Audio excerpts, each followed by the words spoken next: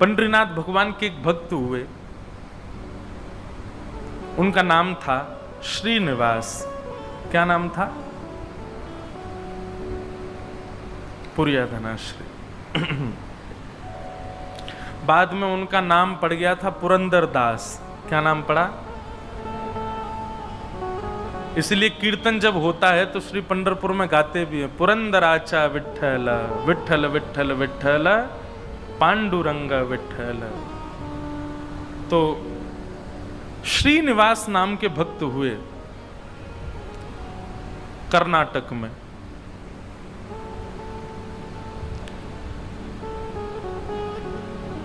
उनकी पत्नी का नाम लक्ष्मी था, लक्ष्मीबाई, और मूल रूप से भी वो लक्ष्मीपति ही थे। इतना धन था उनके पास में, इतने धनवान अरब खरबपति थे। लेकिन एक बात आपको कहें, बुरा नहीं मानिएगा अगर कोई यहां बहुत बड़ा लक्ष्मीपति बैठा हो,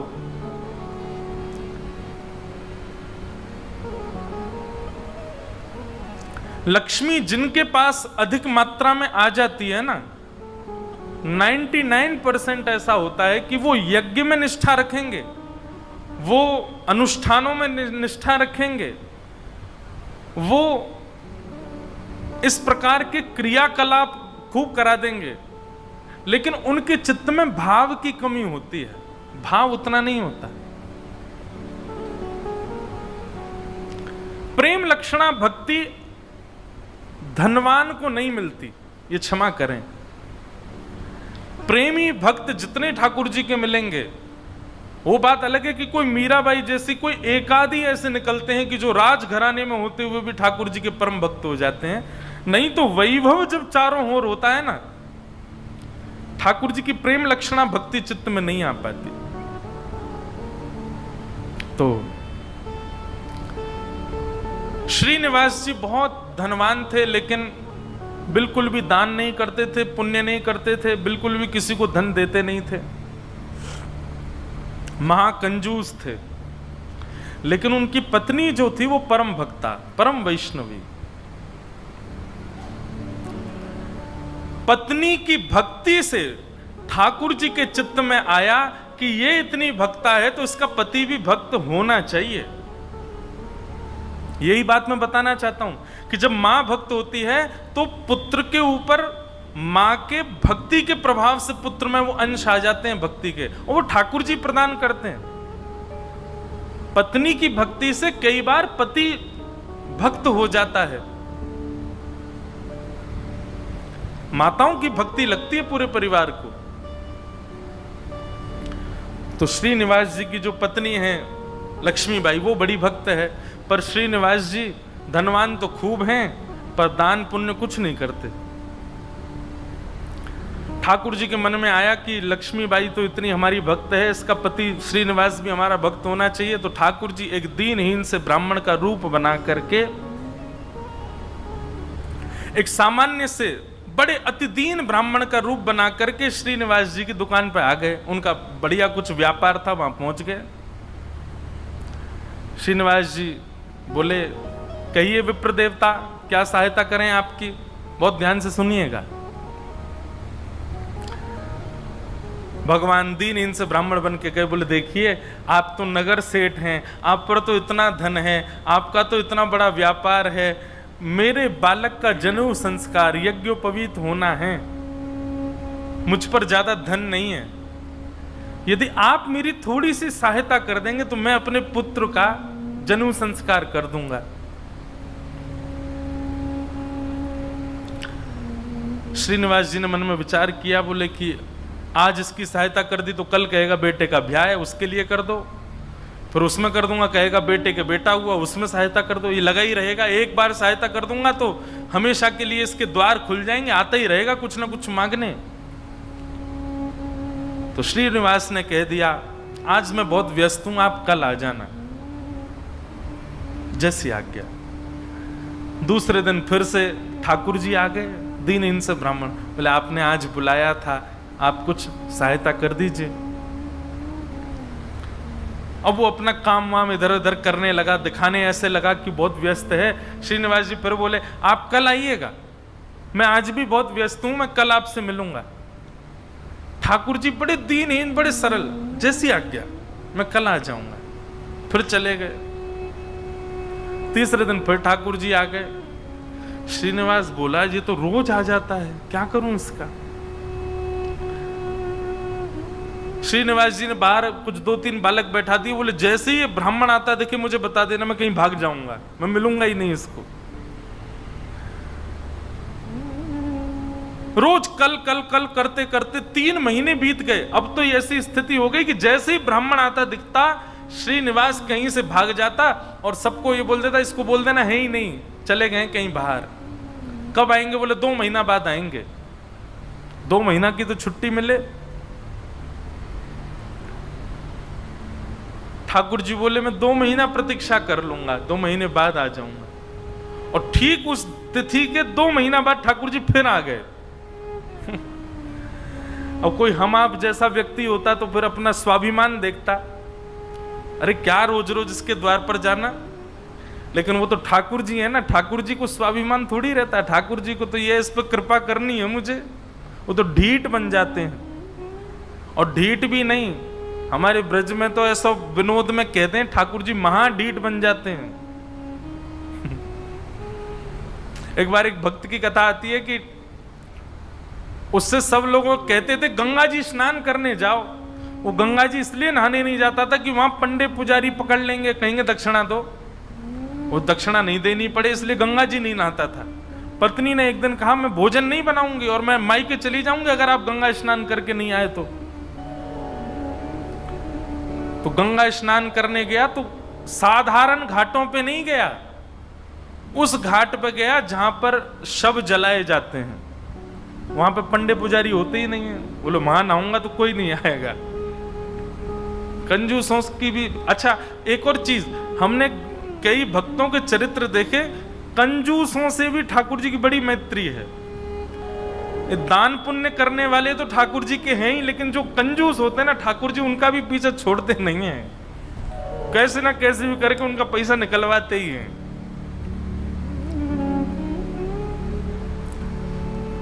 ये किसी अन्य भक्त की कथा है कि वो फिर मरघटा में गया, शमशान के घाट पर जाकर के जैसे ही डुबकी लगाई और डुबकी लगा के बाहर आया तो ब्राह्मण का वेश धारण करके ठाकुर जी आ गए।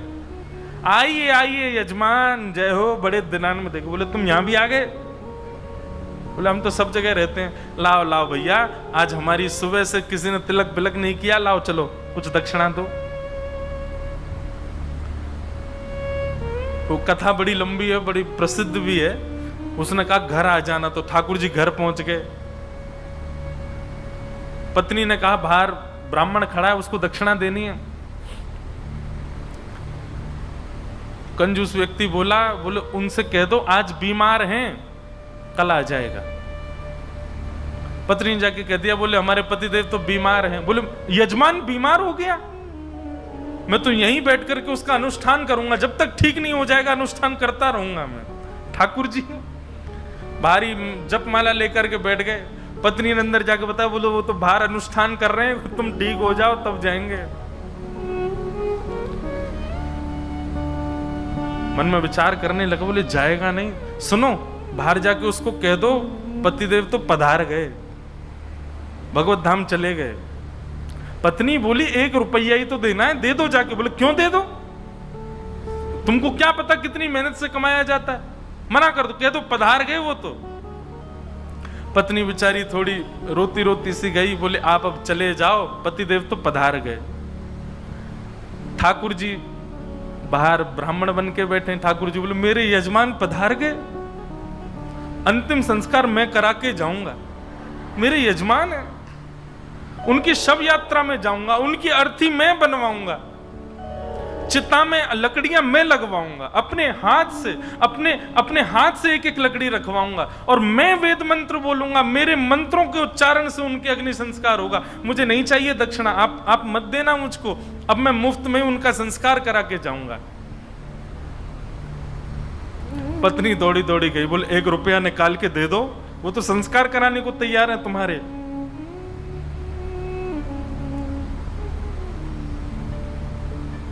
कंजूस बोला सुनो एक काम करो, अर्थी लगाओ तुम। और अर्थी बंधवा करके लेट गया। बोले चुपचाप बस ले चलो, थोड़ी दूर तक चलेगा, फिर वो चला ही जाएगा। जब दिख जाएगा ना कि हाँ ये वास्तव में मर गया है, तो कुछ नहीं मांगेगा। महाराज अर्थी पर चढ़ गया, राम नाम सत्य बुलवाता हुआ जा रहा है शमशान, लेकिन 1 रुपया नहीं दे रहा है। ठाकुर जी भी चल रहे, बोले तू ढीठ है, मैं महा ढीठ हूं, मैं भी लेके ही जाऊंगा। शमशान पहुंच गए, वहां पर चिता बन गई, चिता में शव को रख दिया। उसका छोटा बच्चा वो अपने पिता के पास जाके, पिताजी दे दीजिए ना, वो यहीं खड़ा है, वेद मंत्र बोल रहा है, आपके सारे तो पिंडदान करवा दिए उसने, अब दे दीजिए उसको। बोले तू कुछ मत कर, तू परिक्रमा लगा के चिता में अग्नि लगा, जैसे ही थोड़ी अग्नि प्रज्वलित होगी ये चला जाएगा, मैं उठ के बाहर आ जाऊंगा। बालक ने जैसे ही चिता में अग्नि लगाई, चिता जलने लगी। ठाकुर जी के मन में विचार आया, बोले भैया भगत, मैं हारा तू जीता, तू निकल के बाहर आ। तुरंत उसका हाथ पकड़ करके खींचा और ठाकुर जी अपने रूप में प्रकट हो गए। वाह भाई, तेरी कंजूसाई पर हम तेरे पर न्यौछावर हो गए, वाह ऐसी कंजूसाई। ऐसे अद्भुत अद्भुत भक्त हुए ठाकुर जी के। तो ऐसे ही थे ये श्रीनिवास।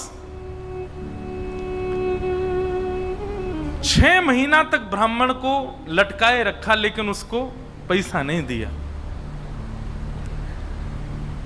लेकिन रोज आकर के बैठ जाएं ठाकुर जी, तो बोले मेरे बेटे का यज्ञोपवीत होना है, कुछ दे दीजिए। श्रीनिवास ने कहा इससे बचने का कोई और उपाय ढूंढना पड़ेगा।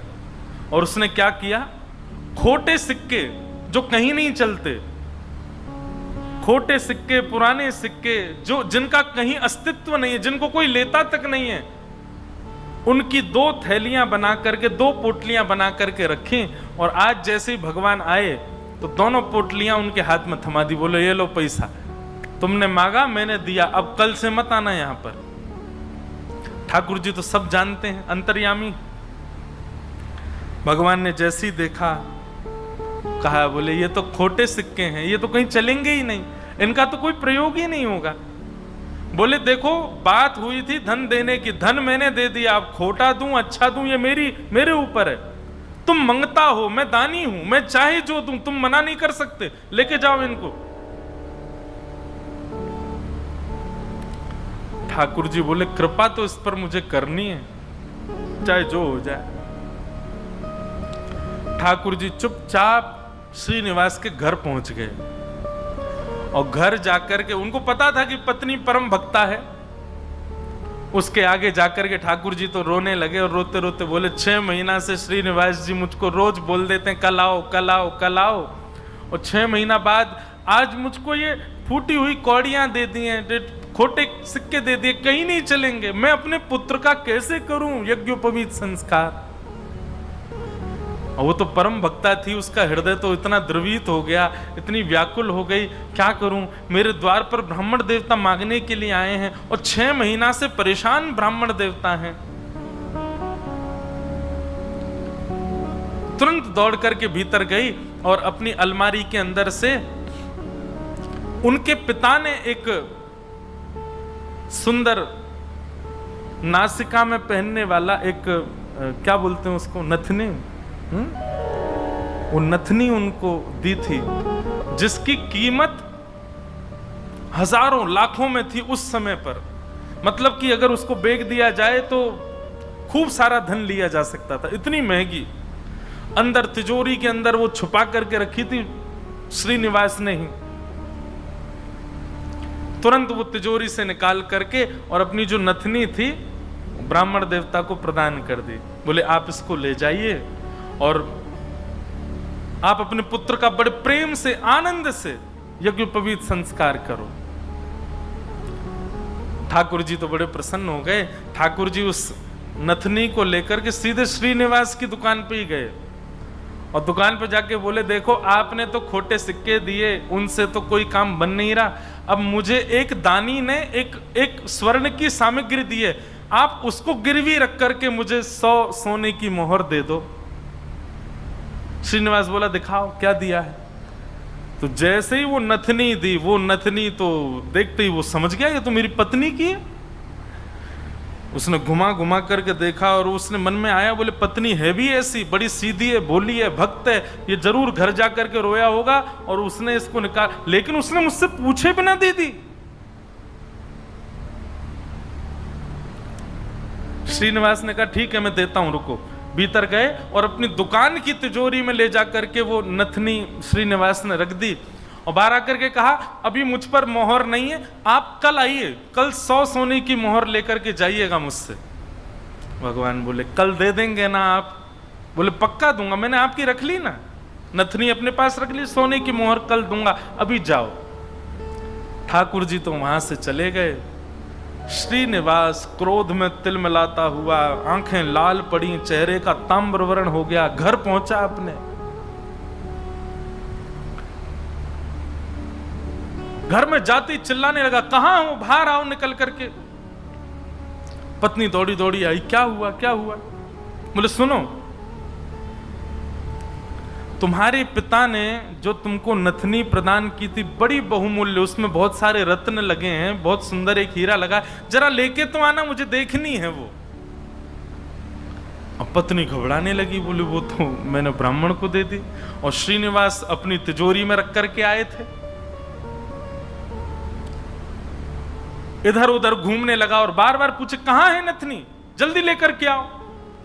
पत्नी घबरावे, थोड़ी देर में बोला यदि तुम लेकर के नहीं आई तो तुमको जीवित गाड़ दूंगा मैं, तुम्हारी मृत्यु कर दूंगा मैं, जल्दी लेकर के आओ, भीतर जाओ।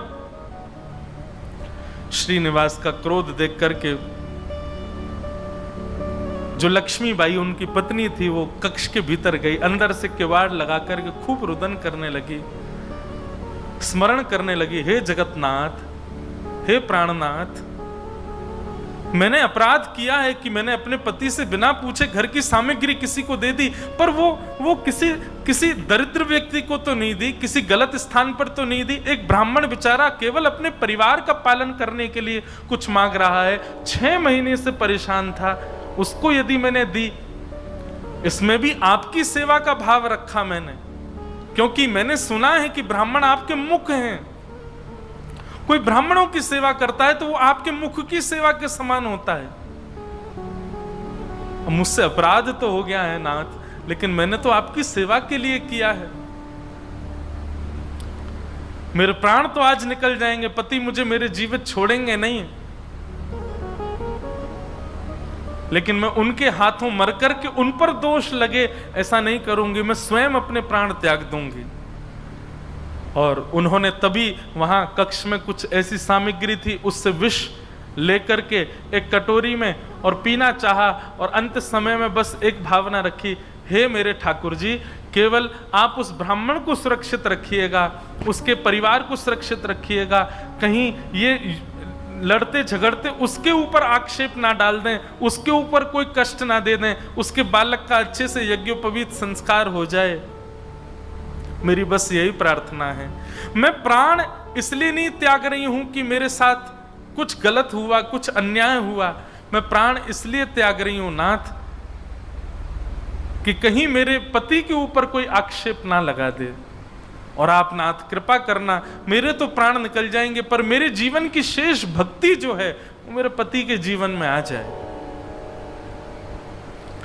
ऐसा कहते ही जैसे ही विष मुख के पास लेकर के पान करने लगी लक्ष्मीबाई, तभी एक खनक जैसी हुई, एक आवाज जैसी आई, नेत्र खोल करके देखा तो जो नथनी थी उनकी वही ऊपर से गिरी है उस विष की भरी हुई कटोरी में। नेत्र खोल करके देखा तो ये तो वही नथनी है, ये तो मेरी ही नथनी है, ये यहां कैसे आ गई? ठाकुर जी को बार बार धन्यवाद कहने लगे। निश्चित ही श्री ठाकुर जी ने कृपा करके ये मुझे प्रदान कर दी। तुरंत उस पात्र को दूर रख करके नथनी हाथ में लेकर के, भगवान पर विश्वास तो उनका था ही, प्रसन्न मुद्रा में द्वार खोल करके बाहर आई और बाहर आकर के श्रीनिवास जी को दिखा दी, लीजिए ये लो नथनी।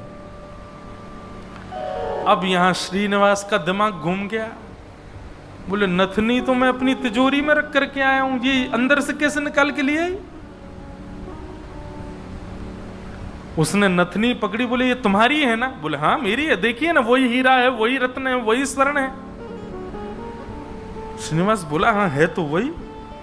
वो कुछ नहीं, बात ही नहीं करी, नथनी लेकर के सीधा अपनी दुकान पर गया और दुकान पर जाकर के तिजोरी जो कि यथावत जैसी ताला आदि लगा के गया, जनेऊ में चाबी फंसा रखी थी, चाबी निकाल करके जैसे ही तिजोरी खोली और तिजोरी खोल करके भीतर देखा तो जिस तिजोरी में नथनी रखी थी वो वहां थी ही नहीं। श्रीनिवास तो व्याकुल हो गया, बोले ये कैसे संभव हो सकता है?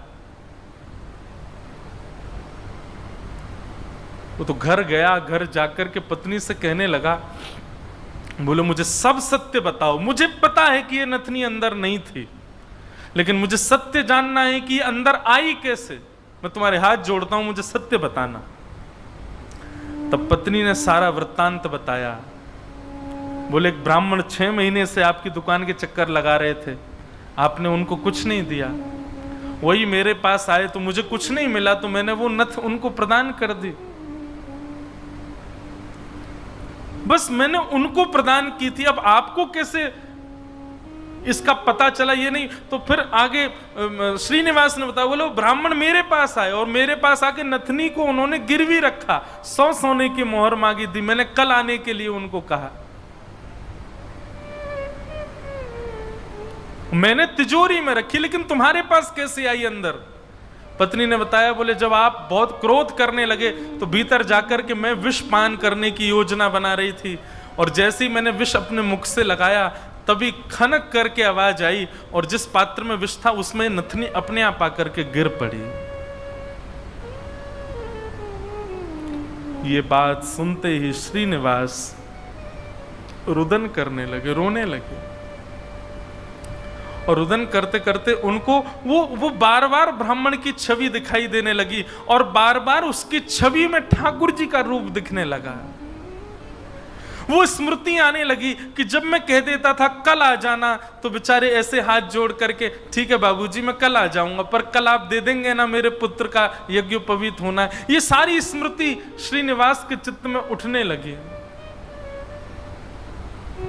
और ये विश्वास प्रगाढ़ हो गया कि ये सामान्य ब्राह्मण नहीं थे, साक्षात ठाकुर जी थे, और ये ठाकुर जी अनुग्रह करके मुझसे दान कराने के लिए आ रहे थे। अरे दान क्या कराने आ रहे थे, मेरे आगे हाथ जोड़ करके मांगने के लिए आ रहे थे।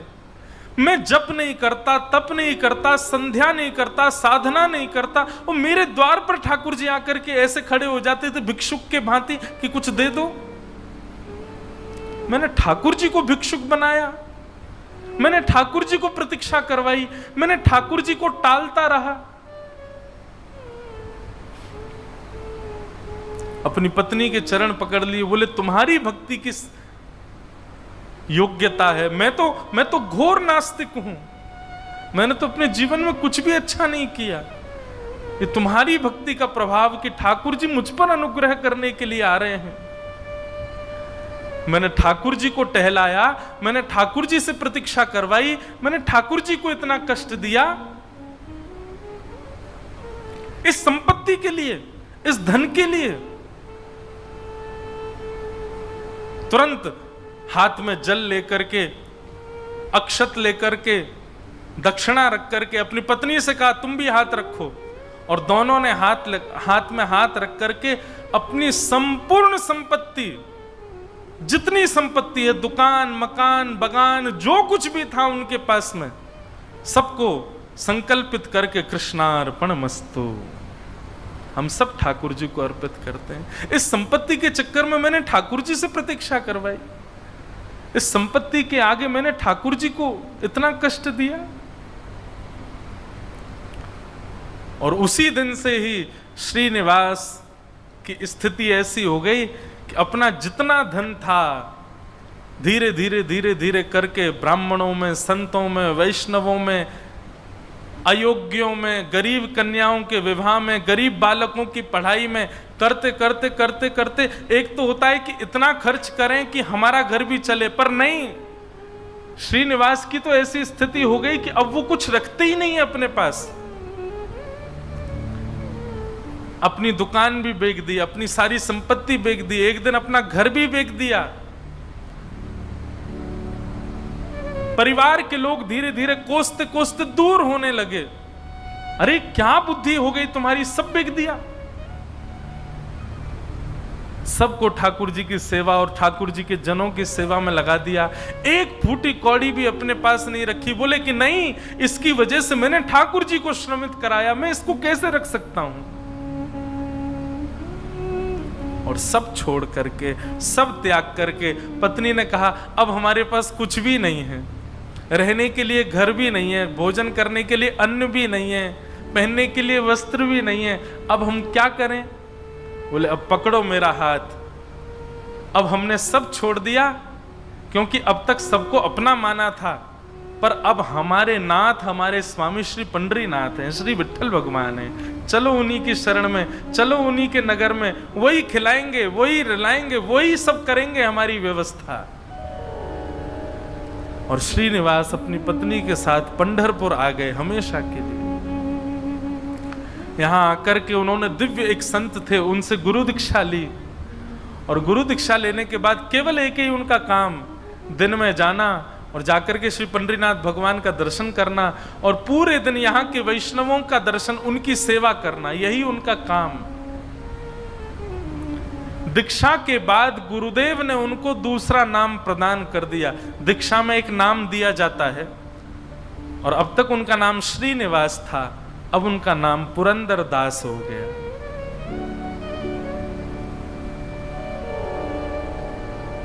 श्री पुरंदर दास चंद्रभागा नदी के तट पर बैठे रहते, दिन भर विठ्ठल विठ्ठल विठ्ठल विठ्ठल विठ्ठल बस चिंतन करते और उस स्वरूप का ध्यान करते जो ब्राह्मण रोज अपने हाथ फैला करके दुकान पर आता था। चार लोगों को बैठ करके बताते कि मेरी दुकान पर कैसे ठाकुर जी आते थे, और मैं नालायक, मैं दुष्ट प्राणी, मैं रोज उनसे कहता था कल आ जाना, कल आ जाना। अरे मैंने कितना बुरा किया, लोग खड़े करके दिखवाता था, दूर से दिख जाते तो मैं भाग जाता था। मेरे द्वार पर साक्षात जगन्नाथ आते थे और मैं उनके साथ ऐसी लीला करता, ऐसा कपट करता था। उस कपट का ही दंड दे रहा हूं खुद को। और उसी स्थिति में रहते रहते रहते रहते श्री पुरंदर दास जी एक कवि के रूप में निर्मित हो गए और ठाकुर जी की सुंदर सुंदर रचनाएं लिखने लगे, सुंदर सुंदर पदावली, सुंदर सुंदर भाव। लेकिन पुरंदर दास जी का यह भाव है कि वो अधिकतर रचनाएं कन्नड़ भाषा में ही लिखते थे और सुंदर रचनाएं करके श्री पंडरीनाथ भगवान को सुनाया करते थे। पंढरपुर आने वाले भक्त पुरंदर दास जी की रचनाएं सुनकर के आनंदित हो जाते थे और श्री पंडरीनाथ भगवान के सन्मुख कीर्तनकार जा जा करके उस रचनाओं को गाया करते थे। इस प्रकार पुरंदर दास जी अपना जीवन शेष समय एक कवि के भांति भगवान लीला चिंतन करते करते उन्होंने ठाकुर जी के श्री चरणों में अपने प्राणों का परित्याग कर दिया। कहने का अभिप्राय,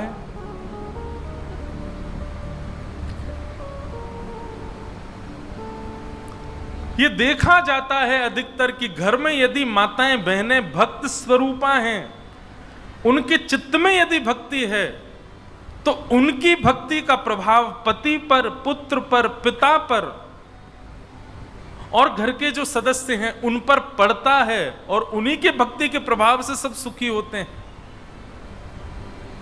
जिस प्रकार लक्ष्मीबाई की भक्ति के प्रभाव से श्रीनिवास परम भक्त हुए और परम भक्त होकर के श्री ठाकुर जी के चरणों को प्राप्त हो गए, ऐसे श्री पुरंदर दास जी को हम बारंबार प्रणाम करते हैं।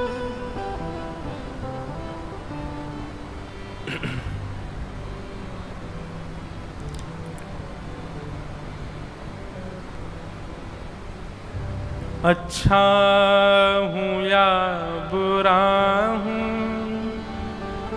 जैसा भी हूं तुम्हारा, अच्छा हूं या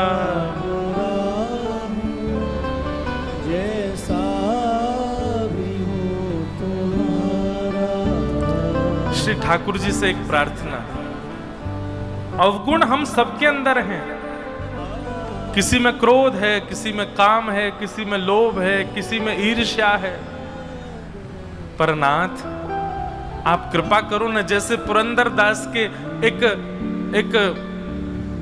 लोभ के गुण को आपने भक्ति में परिवर्तित कर दिया, ऐसे हमारे भी अवगुणों को ठाकुर जी आप परिवर्तित कर दीजिए ना। हम ये बात तो समझ चुके हैं कि हम जैसे भी हैं ठाकुर जी आप हमको स्वीकार करते हो। श्रीनिवास महाकंजूस थे, लेकिन आपने फिर भी उनको स्वीकार किया ना। ऐसे हम में भी बड़े अवगुण हैं नाथ, पर आप स्वीकार कर सकते हो, आप हमें स्वीकार करो ना। अच्छा हूं या बुरा हूं, जैसा भी हूं तुम्हारा। अच्छा हूं या बुरा, जैसा भी हूं तुम्हारा। अच्छा हूं या बुरा हूं, जैसा भी हूं तुम्हारा। अच्छा हूं या बुरा, जैसा भी हूं तुम्हारा। ठुकराओ ना मुझे अब, ठुकराओ ना मुझे, ओ चरणों में सर झुकाऊं। ठुकराओ ना मुझे, चरणों में सर झुकाऊं। हे प्रभु मुझे बता दो, चरणों में कैसे आऊं। हे प्रभु मुझे बता दो, चरणों में कैसे आऊं। माया के बंधनों से छुटकार कैसे पाऊं। माया के बंधनों से छुटकार कैसे पाऊं। हे प्रभु मुझे बता। श्री पंडरीनाथ भगवान की।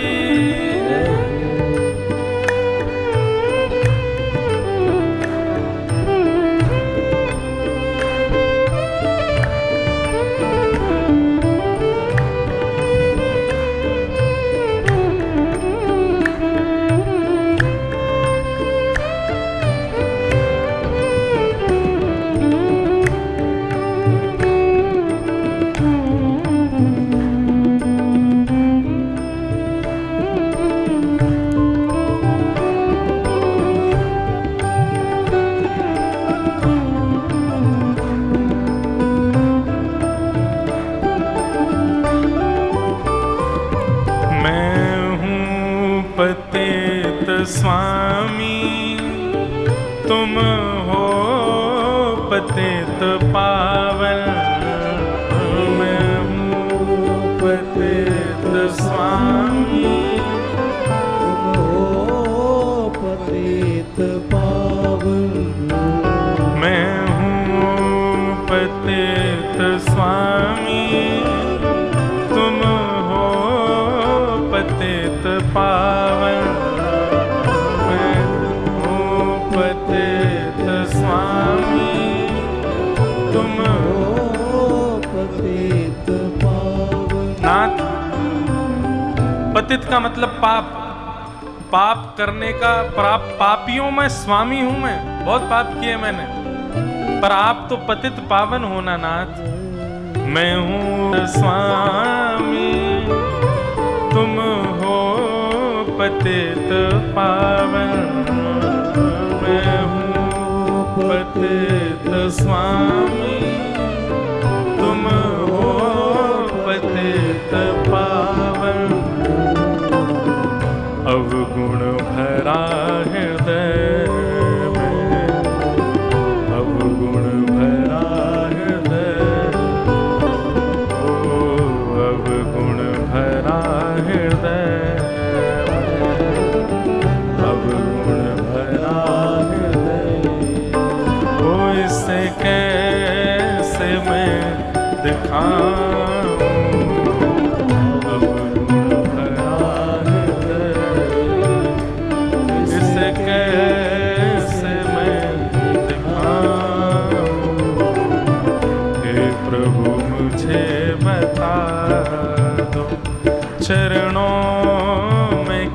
कैसे आऊं, हे प्रभु मुझे बता, चरणों में कैसे आऊं, माया के बंधनों से छुटकार कैसे पाऊं, माया के बंधनों से छुटकार कैसे पाऊं। जय जय राम कृष्ण हरि, जय जय राम कृष्ण हरि,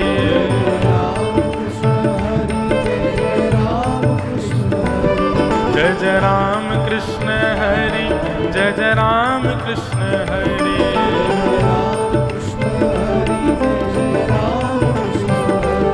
जय जय राम कृष्ण हरि, जय जय राम कृष्ण हरि,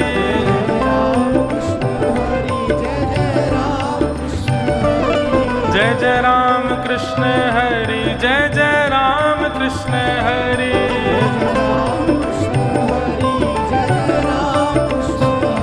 जय जय राम कृष्ण हरि, जय जय राम कृष्ण हरि, जय जय राम कृष्ण हरि,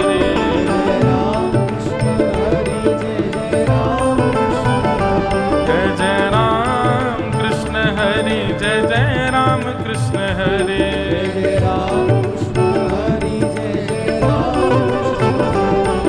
जय जय राम कृष्ण हरि, जय जय राम कृष्ण हरि, जय जय राम कृष्ण हरि, ओ जय जय राम कृष्ण हरि, जय जय राम कृष्ण हरि,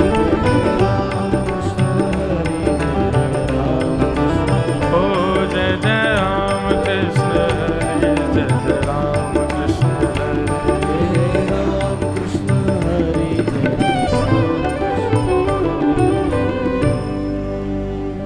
हम जैसे भी अनाथ आप हमें स्वीकार करो। और ये बात निश्चित है कि कलयुग में हमारा जन्म हुआ है, पृथ्वी पर हम आए हैं, तो गुणवान तो हम नहीं हैं।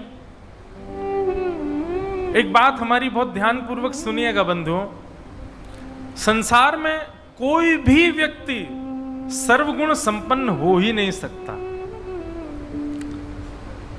संसार में व्यक्ति सर्व दुर्गुण रहित हो ही नहीं सकता। उसका अंदर कोई ना कोई दुर्गुण तो है, चाहे वो कोई महाराज है, कोई संत है, कोई बहुत बड़ा आदमी क्यों ना हो, दुर्गुण किसी के अंदर नहीं हो, ऐसा हो ही नहीं सकता। आप पृथ्वी पर जन्मे हो, पृथ्वी पर बैठे हो, पृथ्वी पर जी रहे हो, इसका मतलब आपके अंदर दुर्गुण है। हम लोग बस केवल इन भजन मार्ग से, भक्ति पथ के मार्ग से उन दुर्गुणों का सेटलमेंट कर रहे हैं, थोड़ा उनको सही करने का प्रयास कर रहे हैं। गलत हम सब ने किया है अपने जीवन में, दुर्गुण हम सबके अंदर है जीवन में, दूषित विचारधारा हम सबके चित्त में आती है, राग द्वेष अभिनिवेश काम क्रोध लोभ मोह सबके अंश हैं हमारे अंदर।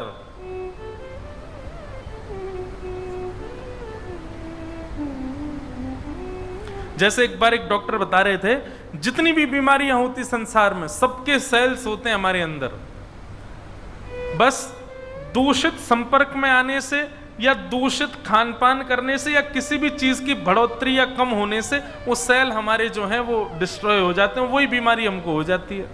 ठीक वैसे ही सारे अवगुण हैं हमारे अंदर, काम क्रोध लोभ मोह ईर्ष्या द्वेष अभिनिवेश अहंता ममता चिंता, सब कुछ है हमारे अंदर। चोरी चकारी हम सब कर सकते हैं, खान पान दूषित खाना दूषित पीना, इन सब की स्थिति हमारे अंदर है। बस हम बाह्य कुछ सत्संगों के प्रभाव से, गुरुजनों के प्रभाव से, वातावरण के प्रभाव से हम सब चीजों से धीरे धीरे बच के निकल जाते हैं। है सब कुछ हमारे अंदर।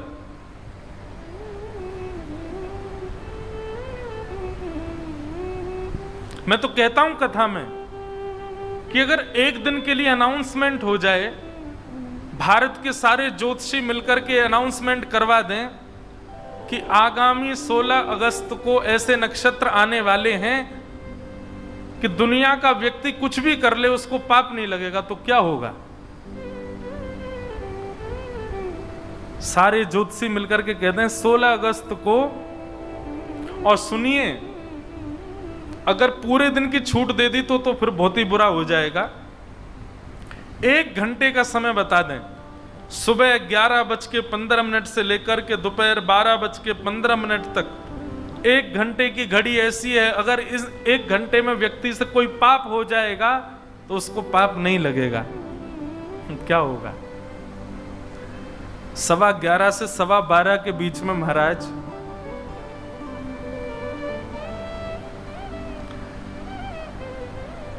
कथा आदि सुनने वाला, अपने आप को बड़ा संभाल के रखने वाला, अपने आप को बड़ा व्यवस्थित रखने वाला भी सोच लेगा 1 घंटे का ही तो समय, कुछ कर ही लेते हैं, पाप तो लगना नहीं है इसमें। चलो हम भी थोड़ा चख करके देखें कैसी लगती पीने में।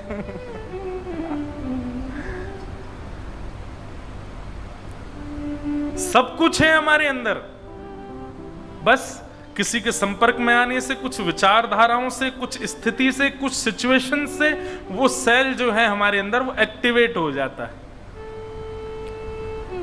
है सब कुछ हमारे अंदर। तो नाथ, मैं हूं पतित स्वामी, तुम हो पतित पावन, अवगुण भरा हृदय में इस कैसे मैं दिखाऊं। हे प्रभु मुझे बता दो, चरणों में कैसे आऊं। हे प्रभु मुझे बता। तो हम चर्चा कर रहे थे कि माताएं बहनों का जो पुण्य होता है ना, यही लगता है पूरे परिवार को। भाई लोगों का पुण्य नहीं लगता, उनका तो खत्म हो जाता है। जैसे ही आप यज्ञ करके उठते हैं, आपके यज्ञ का फल जो भी आपको मिला वो आपके ऋण में खत्म हो गया, कुछ बचा नहीं आपके पास। जैसे सैलरी आई, सैलरी आते ही गाड़ी की जो चल रही है महीने की किस्त उसमें कट गया, घर की मॉर्गेज में चला गया, आधी बची हुई सैलरी में कुछ नहीं, 0/0। ऐसा है हमारा काम। तो हम जब तब नियम कुछ भी करते हैं सब कट जाता है, हमारा कुछ बचता ही नहीं हमारे पास। माताओं बहनों के पास सब सुरक्षित रहता है, वो प्रसन्न होकर के। अच्छा, माताओं का स्वभाव भी ऐसा ही होता है, वो कुछ भी करती हैं, मेरे पुत्र का सब अच्छा हो जाए, पति देव सब मंगल करें, पिताजी का सब रोग दूर हो जाए। उनका स्वभाव भी ऐसा होता है। उनके पास क्योंकि है बहुत, इसीलिए वैदिक पूजन आदि ये सब भी ज्यादातर माताएं ही करती हैं, और उन्हीं के प्रभाव से ही घर चल रहा है।